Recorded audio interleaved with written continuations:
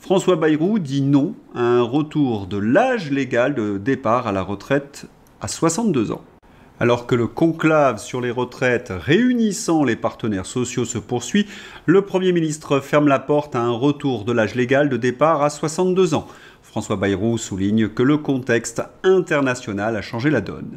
On rappelle que le Parti socialiste n'a pas voté la motion de censure du gouvernement Bayrou pour cette fausse concession. Encore une fois, petit arrangement entre amis. Et cela ne concerne pas que le Parti socialiste, la CGT.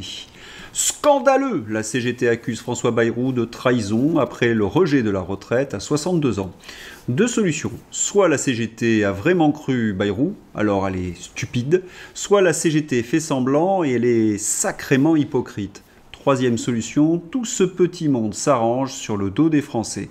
Car la suite, on la connaît, c'est annoncé par le ministre de l'économie, Éric Lombard.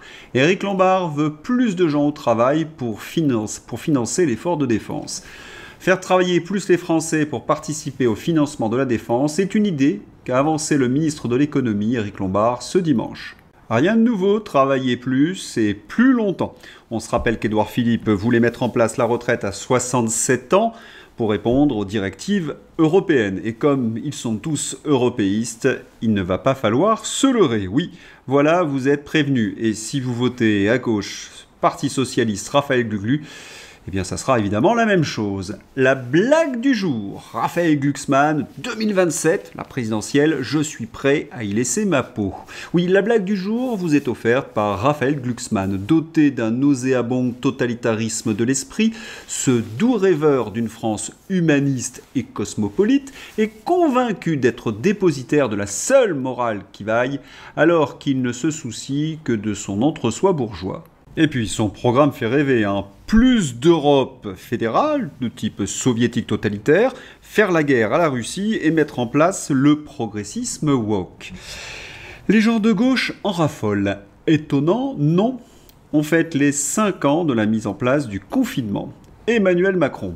Il y a 5 ans, notre pays s'apprêtait à affronter l'une des épreuves les plus difficiles de son histoire récente, le Covid-19. La France s'est confinée, mais jamais elle ne s'est arrêtée. Face à l'inconnu, face à l'épreuve, elle est restée unie. Mais quel culot, s'indigne Béatrice Rosen. Non, monsieur Macron, tout ceci est une fake news.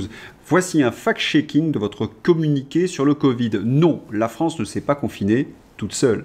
Vous l'avez confinée. Et ce fut un désastre financier, humain, un monde totalitaire et ubuesque. Quelques aberrations. Oui, les aberrations et mesures les plus imbéciles les unes que les autres ont été une insulte à l'intelligence des citoyens, qui n'étaient pas totalement sidérés et hypnotisés par le croque-mort et sa litanie de chiffres morbides quotidiennes. Exemple, les auto-attestations, les cafés assis pas debout, l'inverse, les plages dynamiques, les masques en extérieur, le ski sans remontée mécanique, etc. Il y en a eu tant qu'il est difficile d'en faire une liste exhaustive. Et oui, les macronistes essaient donc de réécrire l'histoire en bons disciples d'Orwell, en nous faisant croire que nous avions vécu pendant ce confinement une période assez sympathique.